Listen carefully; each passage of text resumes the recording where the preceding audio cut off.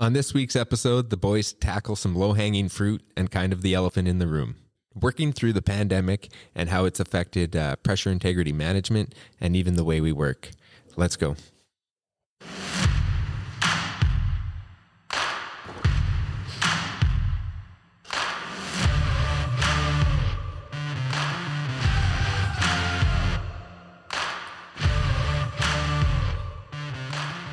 Scotty, we're back. Frank, we made it. Another week or 2 weeks or 3 weeks or whatever it is. Yeah, this is getting pretty crazy.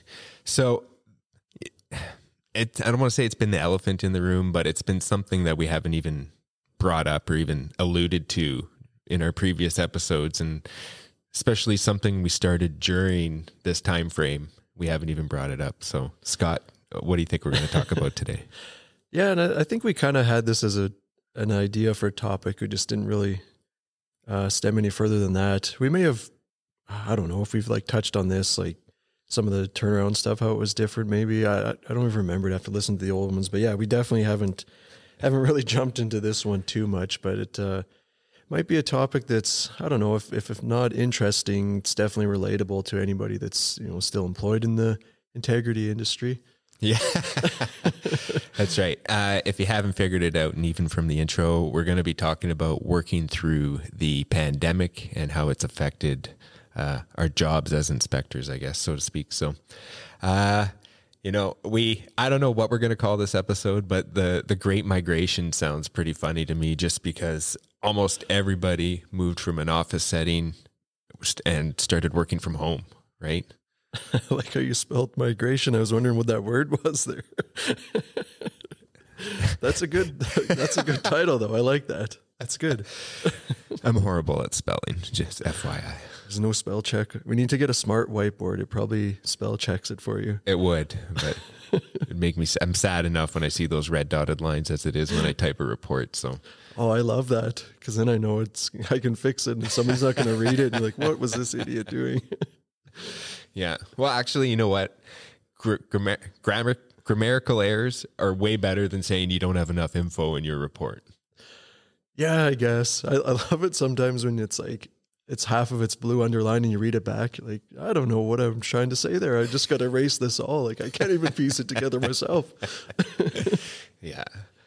So we'll start, I guess, by going through, I guess, just the time frame where kind of stuff all happened. Like, obviously we heard the start of this in the news. Nobody really paid attention to it till about March, and pretty much, I guess, in Alberta anywhere, at the facility I was at the time, or Scott was at the time, was, I think it was around March 15th where they kind of shut stuff down, maybe in and around there, right? Yeah, that sounds about right. If I remember correctly, I think I was working at home March and April for the most part. So yeah, you're probably pretty close there. Yeah, timeline wise, it was kind of like a spring.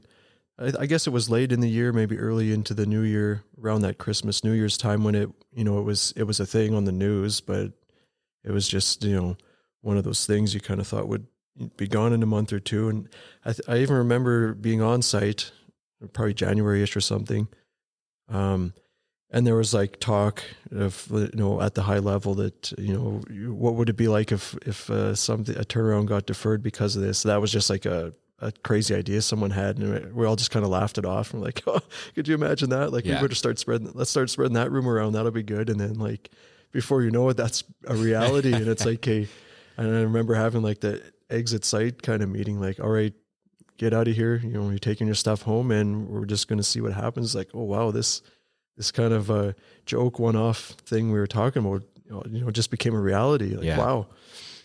Yeah, it wasn't shocking, but yeah, it was definitely a huge adjustment to the system. And then even trying to figure out what the heck you needed to bring home, obviously any computers and stuff, but then they had to work out online access and all that kind of stuff for everybody. And not the facility we're at, we get supplied laptops. We got multiple screens, you have awesome printers you can print to and everything. So you're pretty much set up, and to move that all into a home office or something, or yep. During your early team meetings and stuff, when everyone would, keep their camera on and kind of show themselves, people were set up in their kitchens and just some odd spots where working in that area was not sustainable for productivity or even for a long period of time. Yeah, or not even on the physical health standpoint, because all the chiropractors are happen to be shut down too. And like, that's the worst thing for you, is laid up on the couch all day or whatever it is, right? But no, like fortunately for myself, being a contractor and working in different sites all over the place, I keep a good home office very similar to what I have on, I wouldn't say every site, because some sites you don't really get much, but the best sites where they give you like the 2 monitors, your own laptop, all the everything set up great for you. I keep basically the same thing at my house. So when I'm working on and off out of home, it's very easy. So it wasn't too bad for myself. I took a company laptop home, just plugged it into the docking station, and it was, computer and screen wise, it was like I hadn't really left, almost better. Nice stand-up desk and everything. Like, so I got a pretty good setup at home, but yeah, it's quite the change, right? Especially when you're used to having like meetings with people, all that interaction, now going to like virtual, where it's like everybody's stepping on each other all the time in meetings, or like you said, having the camera on, or the best is when somebody has their camera on and they don't realize it. Yeah. And they probably shouldn't be being recorded.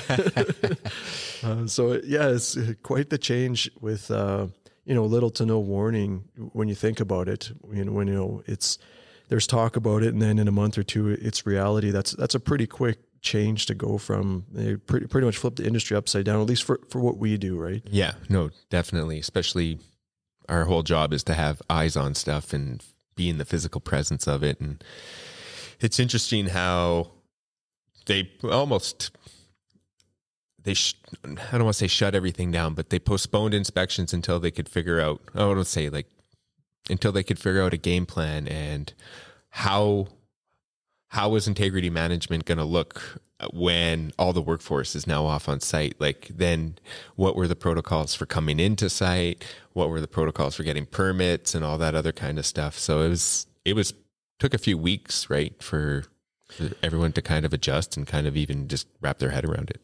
Yeah, it did. And it really went from like, everybody's off site except for operations, because you have to have them.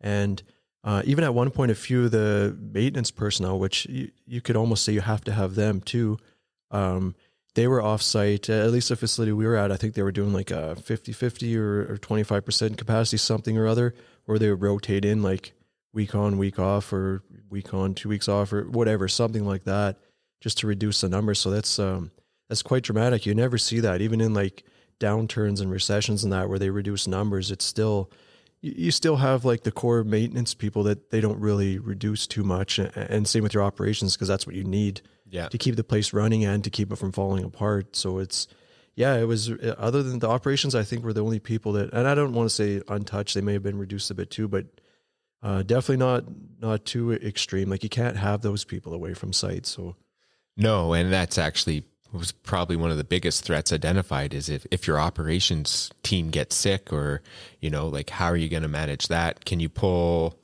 assets or other operators from other units? Are they familiar with these units? Or, you know what I mean? Like an operator, I don't want to say like in a bad way, but like an operator that's used to running the utilities plant, and you go throw them in the hydro treating plant, it's going to be quite the difference. Oh yeah, there's probably a bit of a learning and a change there for sure. Or even those people that moved on from operations to other things, maybe getting pulled back, and that type of thing, right? So yeah, it was definitely a big change for everybody for sure. Yeah, and I guess maybe what I'm trying to say is that spurs on training and stuff like that, and training where it's contingency training where you never really thought you might have to do, where you have a rotation of people, you have people on call, you can call in for those units. But then, like, if you physically had to grab someone from another unit and just chuck them in, obviously it might not happen because they don't have the proper training, but it's now there's game plans where people are cross-trained in different stuff, like they normally are anyway, but like. Yeah. And a little different in the emergency situation. It's kind of like having that, from our perspective, kind of like having the first aid training or something like that. Like, what would you do if somebody dropped in front of you? You don't expect to actually have to use that. Yeah. I mean, maybe not a good comparison, but just something like that, right? It's it's going to be a big change and difficult for everybody. Yeah, and obviously, as everyone is well aware, we are governed by a regulatory body. So, we have inspection intervals that have to be assigned and completed. So even getting people in to do external inspections or come in to authorize or oversee some repairs and stuff like that, like you need to actually schedule it now. Even hydro tests and stuff like that, like you need to schedule it because they want to limit personnel on site or limit people's time on site, I guess. So there's a lot of different things. Like the externals, actually, Scott, you've been doing a few recently. This is pretty nice though. Like there's probably hardly anybody there. You roll in, get your permit, or go do your inspections. Yeah, it is. It's like, I don't know. It's a bit of an eerie feeling because it's like a lot of the offices have the lights off. There's nobody there. You almost feel like you're breaking into a building at first. Yeah. And, most of the operations people are still there. So out in the unit's not too much different, but yeah, the offices are different. It's very quiet, very strange feeling, but yeah, like that was, one of these things that, yes, everyone got pulled off site and kind of had to decide what's happening, but this was also in the spring when like turnarounds are happening, and pretty much everybody that I'm aware of, at least in our area, had deferred their turnarounds, or some of them held on longer than others, but eventually everybody kind of deferred them and did them, in the summer or in the fall. I think one or two places snuck them in kind of late spring, less people, longer duration, that type of thing. But along with that, there's your inspection deferrals that at least you have to think about for a while, like the externals that you mentioned, like those got put off, say 6 months or something like that. Now we have to try to gain that back or reset, and everything kind of moves out that 6 months or however long it was. So yeah, it was a big shakeup with just kind of out of nowhere. It was nothing I've really experienced before, not without some kind of lead up to it anyways. Yeah, it's kind of weird. And even with this second round of, I guess, restrictions coming through, we're still waiting. Like it was always, we thought we'd at least be back in the office by Thanksgiving. And I think there was a small period where there's a handful of us actually working in the office. I know, like, well, sorry to cut you off there, but even like in the springtime when everyone kind of was home for a while, I started coming back probably a little before most people, and it was more of okay, this is the guy that's on site for this area, so all the maintenance work that's going on, I would, try to look after in between whatever else I was doing, or like one other person would come in as well, but it wasn't like everybody, right? And there was like kind of like what we talked about with the maintenance people, how they did like the rotation. It was kind of similar with the inspection groups, right? It'd be like, maybe one guy was there all the time, or one or two people would come in at a time, or it was always like planned the day before, like usually in end of the day meeting or something, like I'll be on site. Does anybody need anything? Mm-hmm. That type of thing, right? So just a very big change, and probably for the maintenance people as well too, right? They can't just call you up on the radio or email or stop by your desk and be like, hey, we got this hydro test, are you available like right now or in 2 hours or something? You don't really have that freedom anymore. It was, hey, can we schedule this for tomorrow? What time works for you? Can you be on site? Who's going to be on site? So that was a big, I could imagine for them too, right? A lot more planning or foresight had to go into, not that it doesn't, but just not that same freedom anymore. No, but I was going to say about these hydro tests, like even when they did come to your desk or call you on the radio, it was never frickin' ready, right? It still took another half hour to like get going. And even if you schedule them now, you'll show up and they're still like fumbling around with it. Maybe that's a benefit now. Just, okay, it's ready. Well, you get it pressured up. We'll be there tomorrow. Actually, you might actually appreciate the fumbling because you're not sitting at home or anything, right? You're actually out in the real world. Well, yeah. And then, working I don't know if some people like working at home more than others, but I mean, that can get to be its own thing to deal with in itself. So, I mean, going to site once or twice a week can be like a nice little break, if you will, even though you're essentially doing the same thing. Just, that drive, get that routine back, get out and interact with a couple people at a distance, of course. And just kind of break that routine of, getting up at home, turning the computer on at home, shutting it off at home, not going anywhere, almost like a prisoner. Yeah, it is. It does. It feels like a camp job almost, right? Yeah, exactly. Without even leaving the camp room, though. Yeah, no. Yeah. Actually, what I was kind of leading up to was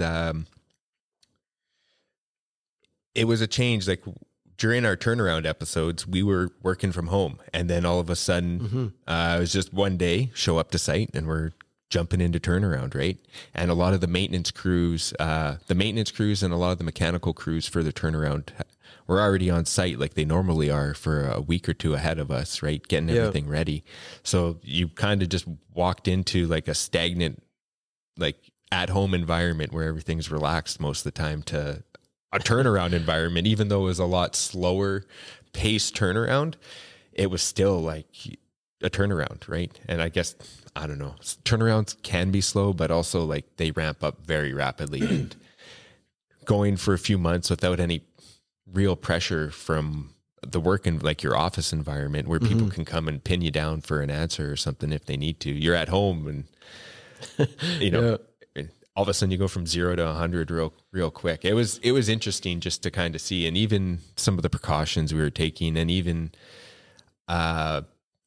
everybody's different perception of the whole situation, where people would be one hand not really care and just kind of abide by the rules, and then there were people who were actually threatened and felt threatened in the workplace where they might contract the vid. You know what I mean? Well, and I think a lot of people still do. Yeah, right. Like it is a real fear. I think, I don't know, our industry seems to be kind of lax. Like, you know what I mean? Yeah. Not lax in the sense that we don't like follow any rules or anything, but just the general perception between people on, you know, like you're comfortable hanging out. Like Scott and I, like we don't see each other every day, but we feel comfortable enough with each other where we'll sit on each other's lap and do a podcast every once in a while, right? Well, we only have one microphone, so we don't have a choice. And one set of headphones. No, it's a good point though. Like, I don't want to get into too many details on this specific, but it's interesting how like different sites and different even like fabrication facilities and that have like different aspects and different, maybe not different rules. They all kind of have the same rules, but some lean on them more than others, I guess you could say. I don't want to go into it too much more than that, but it is quite interesting to see like the one place it's like the extreme, like where you feel like you're in a bubble suit all day, and then the other places it's like, whoa, aren't you supposed to be wearing this or that or doing this? And it's like, So yeah, and then, you know, various stages in between. So yeah, every, you know, site or facility kind of has their own take on it, which is, I don't know what to say about that. And I don't want to give out too many details on who does what and who doesn't, but if nothing else, just kind of an interesting take on everybody's, you know, how they're going about it. Yeah. And even kind of your own comfort level where you think you don't really care too much about it until you see someone just do like something that you now consider heinous to like the desk or the computer. And you're like, I don't even want to walk on that side of the room because that guy just hacked up a lung or whatever, right? Like even on a good day, I wouldn't want to do it. I'm kind of a germaphobe. I'm not going to lie, but yeah, you're kind of wondering what the heck. Yeah. You learn a lot about yourself and your comfort level, going to, you know, different facilities and you know, you may think that the extremist facility are like, this is ridiculous. But then you go to one of the places that doesn't follow any of the rules and you're like, these guys are crazy. So it's like, you know, you get to figure out where you fit in along there too. So, yeah. So let's kind of get into the integrity side of things. As everyone was actually sent home to work, you know, a lot of people stopped driving. The economy started slowing down, and I know nothing about the economy or anything like that, but I guess the best way to say it would be the demand for gasoline and oil products dropped significantly during this last few months. And so a way to kind of compensate, a lot of facilities have been reducing capacities, right? Mm-hmm. And that is going to kind of affect the corrosion profile that we're normally seeing. It's usually for the better, maybe like, cause they're not running the equipment as hard. Like I remember before all this, like the facility was balls out, like just pumping out as much product as they could. And then you saw that reduction. And I wonder if that even plays in with the operation staff too, like having even smaller smaller groups of operators and stuff, even though a lot of it's automated. Yeah, I don't know. Like, I don't want to talk too much with the operations because we're not experts in their field at all. But yeah, and it's funny you say like for the better, because maybe not always necessarily, because you may be running that equipment at, what you think is its max capacity type of thing, but you're going to have like a IOW in place or a design operating window in place as well, where you're not going to exceed that. So, you're like, you got the pedal almost to the floor, but not all the way. Whereas, now you just got different things to consider. Like, you could even have like stagnant or no flow situations. You're going to have, potentially seriously reduced temperatures, pressures, things like that, where you really got to, I'm sure the corrosion engineers were really busy at this time, just kind of looking at what we're going to expect now, what kind of mechanisms are going to change now. Like that's, these are really, what's the word I'm looking for? Sophisticated, I guess, facilities where you can't just, it doesn't just pump gas to the gas station and you can just turn it on and off as you will. Like it's a lot more to it than that. So yeah, you think of it as better for the equipment because you're running it almost at an idle, but as like a corrosion standpoint, that can almost be worse in some processes. So there's a lot of things to look at too. And then also like the fuel or whatever the end product is, it doesn't just go to the gas pump. It goes into storage, and then from there it goes to the pumps, and there's kind of that float, if you will. So when the demand went to essentially nothing for a month or two, nobody was driving, right? It was kind of creepy. Everyone's at home. Didn't see any vehicles moving around. Like they were giving away gas at the gas stations. Like I don't think I filled my truck for like over a month. It was crazy. So then, these facilities, you don't just shut them off. So they're still producing, ramped down, producing less, but that's still going into storage. And there's only so many storage facilities in the world too. So it's kind of a scary thing where you're producing way more than the demand. And, where do you put all this stuff? I even heard they were filling pipelines at one point, like a very strange anomaly that we ran into there. I recall that happened, I think, just before all this hit. And I don't know if it was like a contracts issue or not.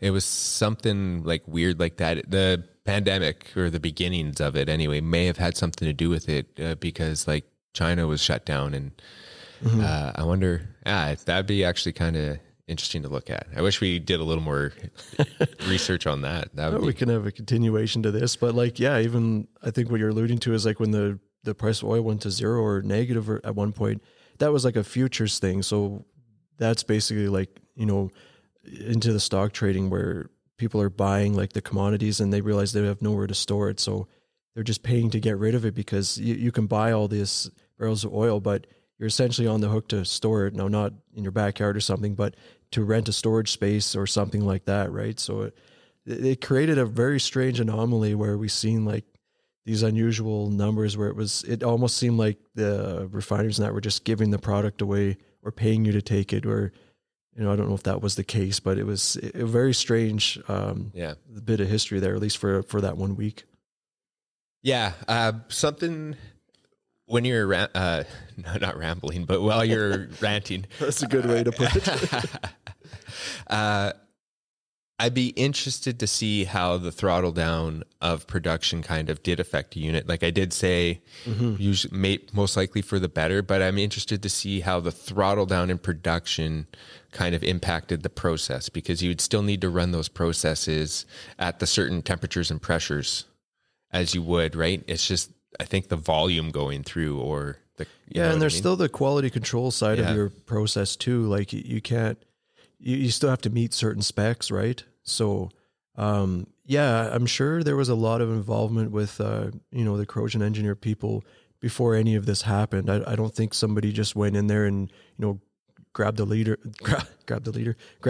lever off of Rabbit and pulled it halfway down to Turtle. Like, I don't think it was something as dramatic as that, but it's definitely something to consider that, I don't think a lot of people seen something like that for this long a duration, maybe for a week or two stints like that, but almost when you're just turning your plant down to limp mode for, even months, right? It's very strange. I think what we're actually trying to say, instead of corrosion engineer, because normally they would get the info last. The process engineers would be in consultation with operations, determining what like their ramp down and how to kind of better suit that. The corrosion engineers, I think they get told we're going to be running at these thresholds, figure out what's going to happen and if we need to change anything. Yeah, maybe that's a better way to put it. But yeah, I would say they'd definitely be in the loop, because if you're going to blow something out because of stagnant or no flow situation or your lowered temperature or something, you want to know about that. You want to be prepared for it. Some of your materials is designed to operate at a certain temperature and flow and things like that and certain process. So, I want to think it would be a big team effort there. If, this is going to happen, what do we got to do? Yeah.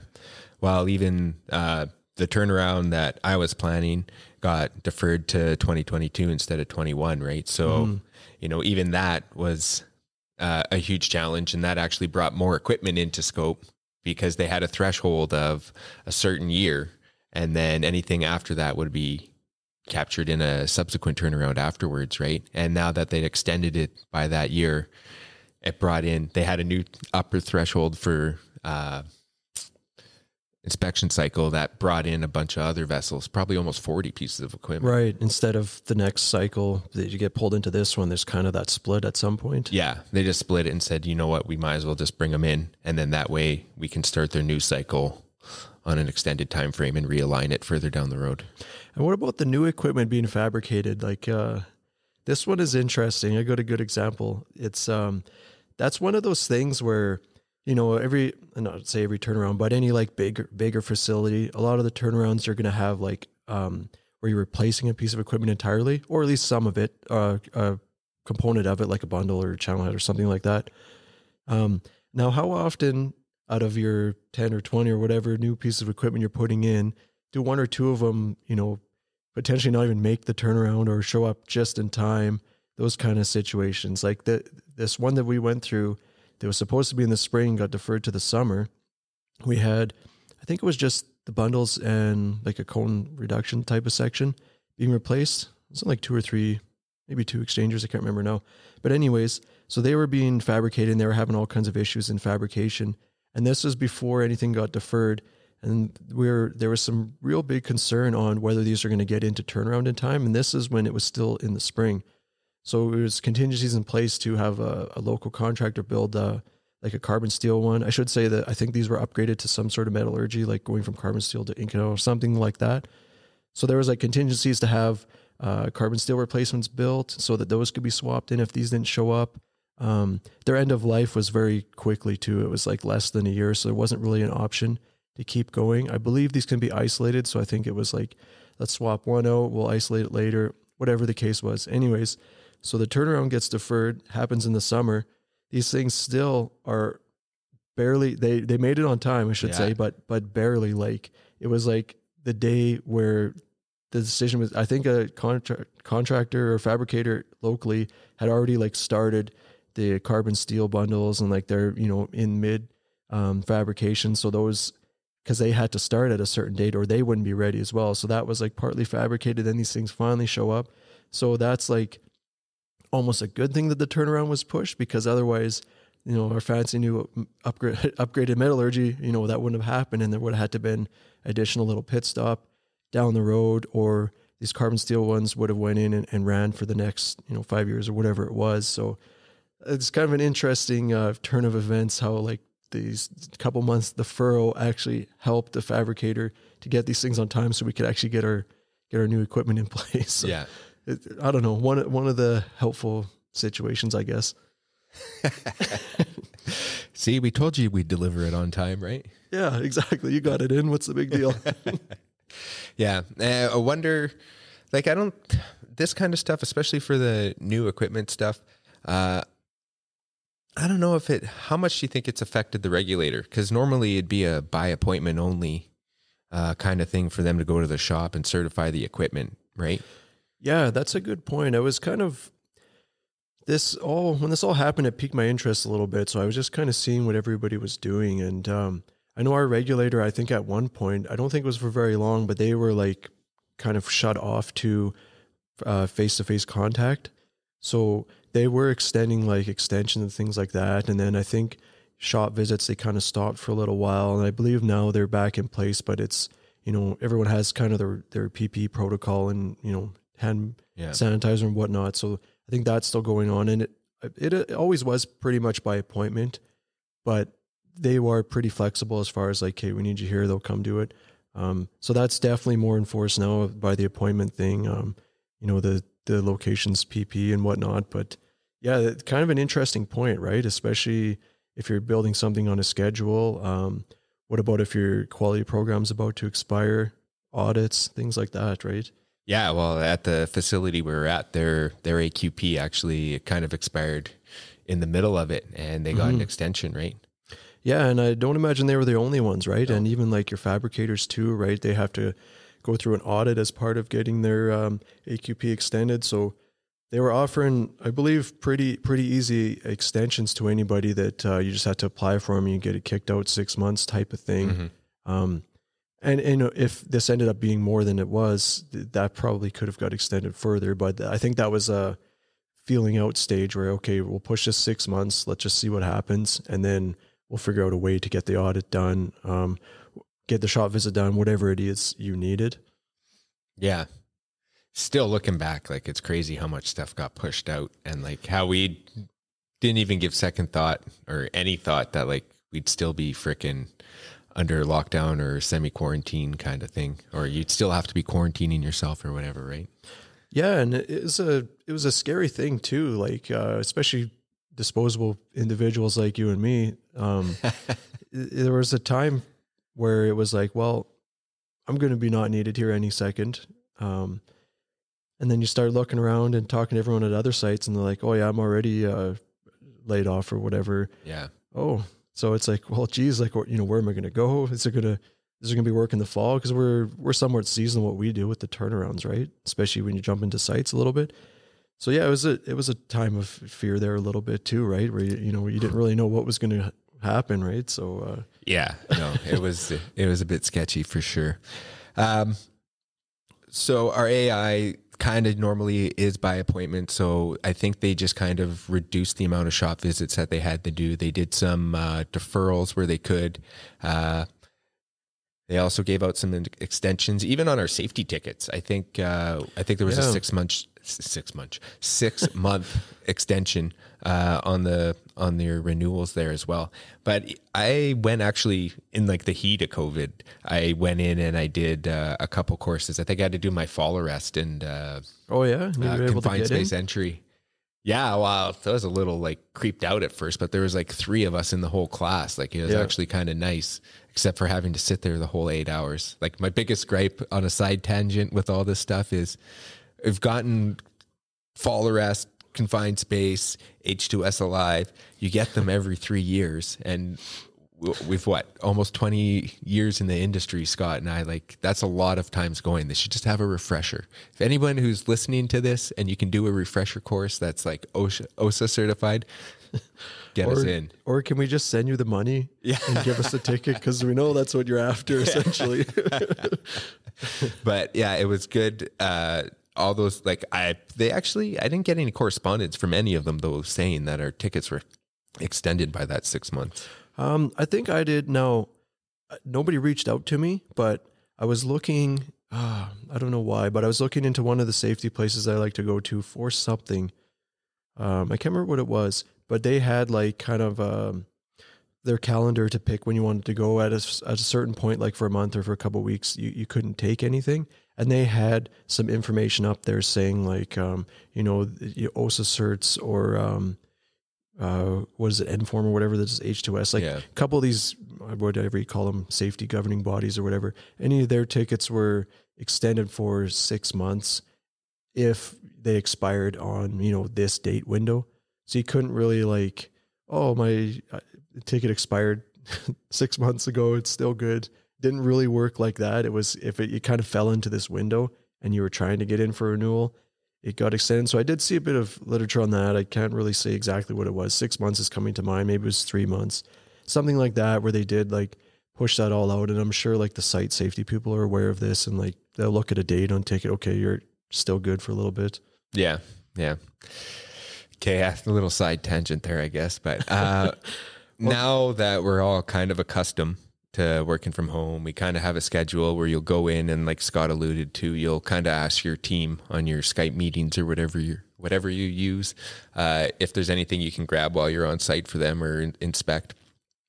The next kind of phase is going to be using different inspection techniques or methods, and mainly it's going to be leaning on technology, right? Drone inspection, automated stuff.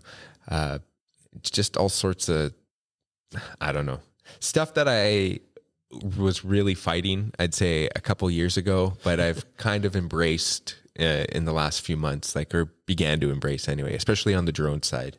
I think we're kind of biased on that one though. We met, oh, definitely. Yes. Yeah. We met someone, like I alluded to last podcast. We're still trying to get him on, but he's a very busy man. But someone to come in and talk about drones, it's actually pretty neat what they're capable of and what people are imagining uses for these things, right? Like how to use them, I guess. Yeah. And if it hasn't I don't want to say it's forced any new technology on anybody, but it's definitely opened a lot of places' eyes to, okay, what can we do that doesn't have to have a person so hands-on?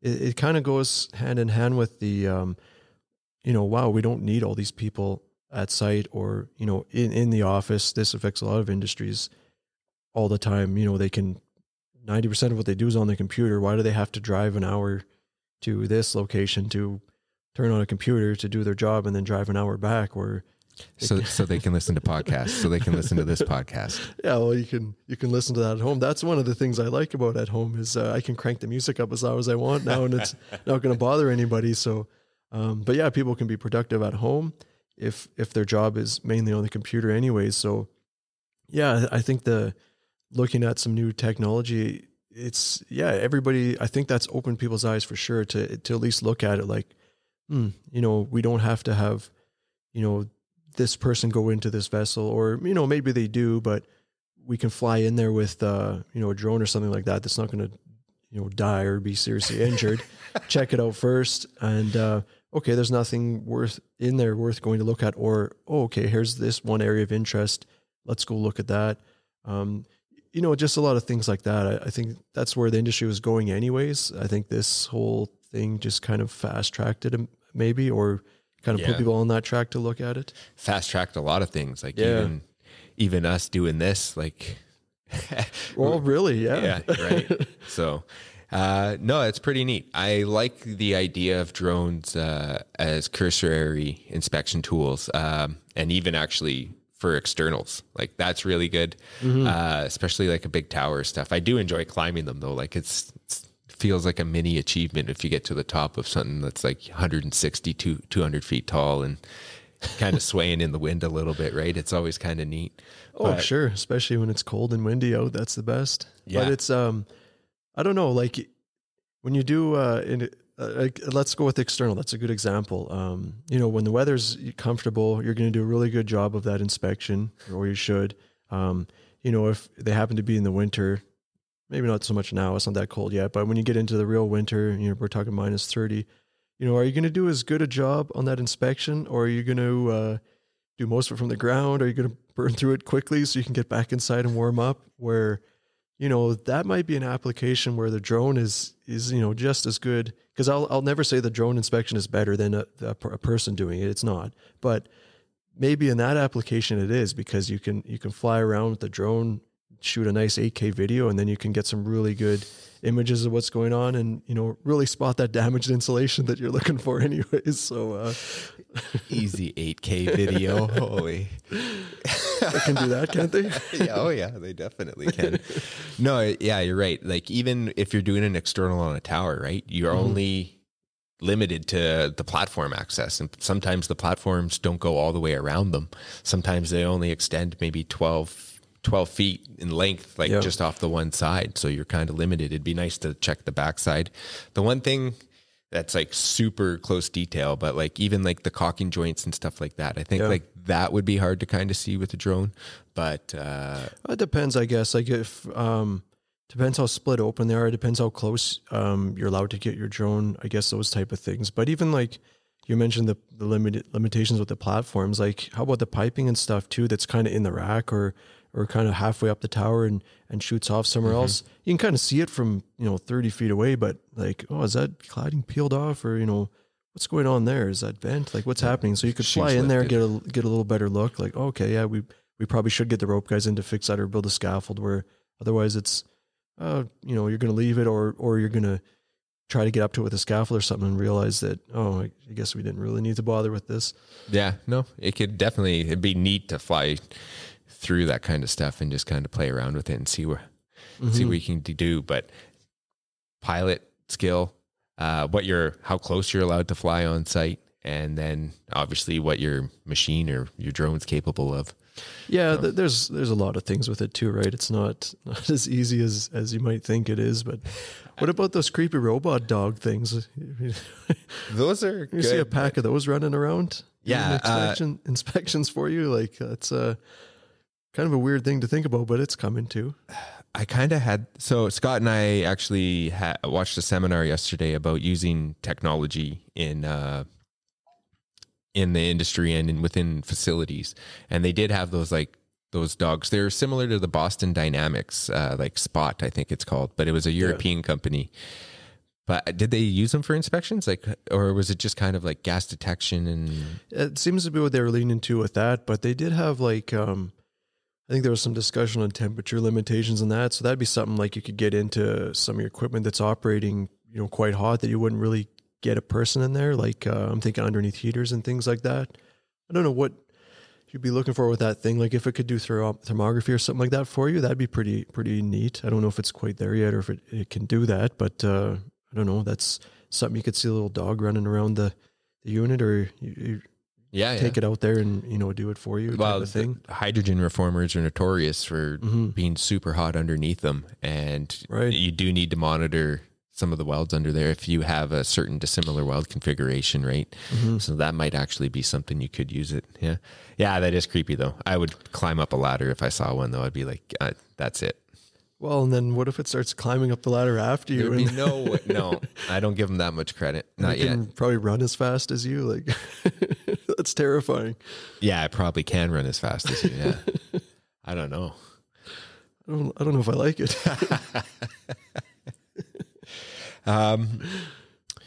So what other, I guess our techniques have kind of stayed the same, aside from the industry looking forward to using these different types of tech.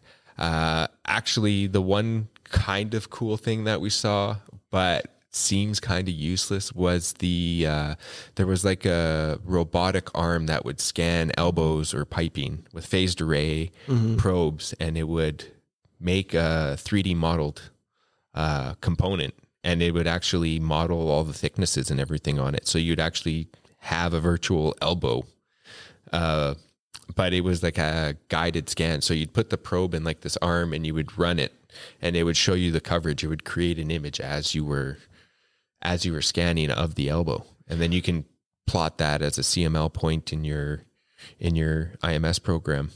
Yeah. Have you ever seen that? Yeah. Almost like a ferro arm type of thing for the machinists out there that kind of like that, I guess, or like our mic stands a little bit too.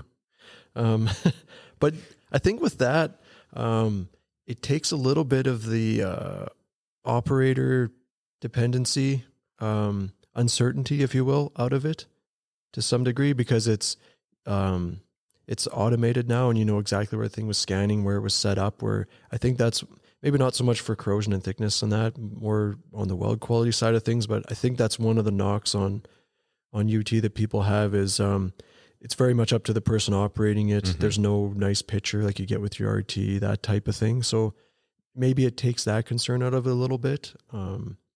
I guess phased array is kind of like that too. And you can set your skips up wrong and still be scanning nothing when you think you're scanning a weld. So there's still that potential uncertainty, but I think maybe it takes a little bit of that out of it. Those were actually some of the words they used. Was it reduces uncertainty and increases repeatability? Yeah. No, it's good trigger words. Yeah. No, they're very good descriptive words, because that's essentially what you're doing is you want to increase your repeatability and have it as close as possible, right?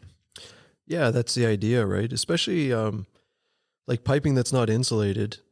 It can be hard to, unless you have good like corrosion drawings where it's specific to like this elbow or, this far down from the weld or something like that. It can be hard to get those same spots again. Speaking to the people that have actually done UT and corrosion surveys and that, it's one thing to get somebody to go do it, but to get the repeatability, it can be difficult. Like insulated lines are a little better because, you're pulling a plug out and scanning that same spot. But yeah, it definitely a good point on the repeatability. If you're not repeating the same thing, what's the point? Yeah. You're just kind of stabbing around in the dark. Yeah. Yeah. Anything else on the list there, Scott? Or what do you think?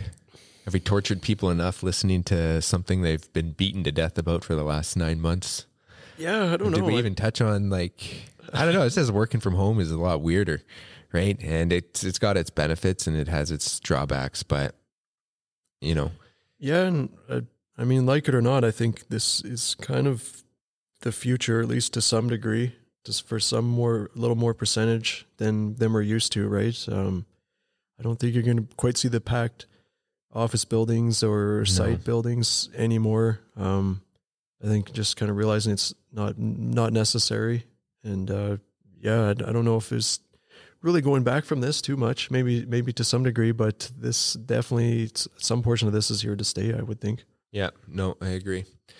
I don't know. Maybe let us know what you think, or let us know how it's changed kind of your inspection style or methods, or, just how it's affected how you work. Let us know. And that might be something to touch on, I guess, next episode.